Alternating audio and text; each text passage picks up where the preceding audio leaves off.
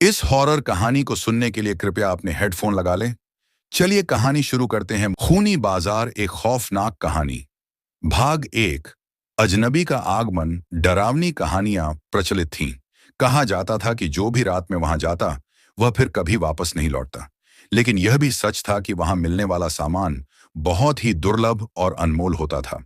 एक रात एक पत्रकार अमित इस बाजार के रहस्य को उजागर करने के लिए वहां पहुंचा। उसके पास एक टॉर्च और कैमरा था। जैसे ही उसने बाजार में कदम रखा, चारों ओर अजीब सन्नाटा था।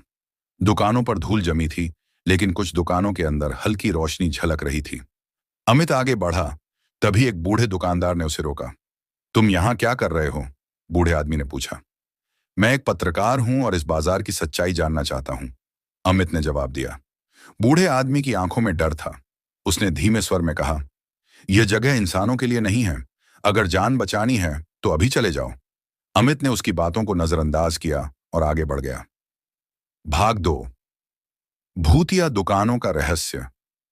अमित जब बाजार के अंदर पहुंचा तो उसे अजीबो गरीब चीजें दिखने लगीं। वहां एक दुकान थी जिसमें इंसानी खोपड़ियां सजी थीं। दूसरी दुकान में पुराने समय के खून से सने कपड़े टंगे थे। अचानक उसे महसूस हुआ कि कोई उसे देख रहा है। कैमरा घुमाया तो देखा कि परछाइयां हिल रही थीं। उसकी सांसें तेज हो गईं। तभी एक महिला की चीख गूंजी। अमित आवाज की दिशा में दौड़ा और देखा कि एक दुकान के अंदर एक औरत जंजीरों में बंधी हुई थी। बचाओ, ये लोग मुझे मार देंगे! वह औरत रो रही थी।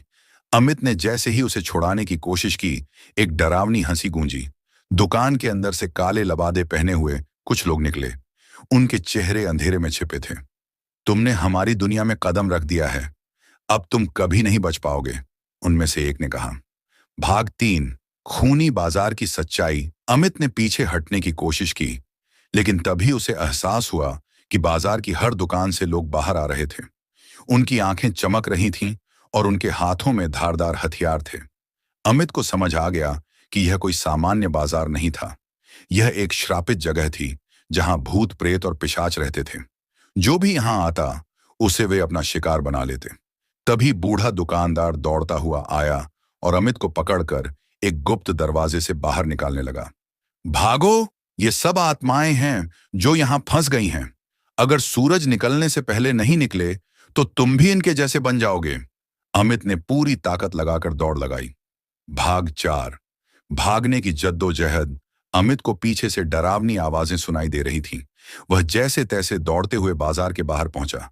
अचानक उसने देखा कि बाजार का रास्ता बंद हो चुका था। तभी बूढ़े दुकानदार ने एक ताबीज निकालकर जमीन पर फेंका। एक तेज रोशनी हुई और रास्ता खुल गया।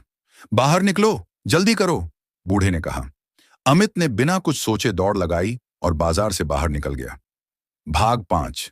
खूनी बाजार का अंत। अमित जैसे ही बाजार के बाहर आया, सूरज की पहली किरणें धरती पर पड़ी।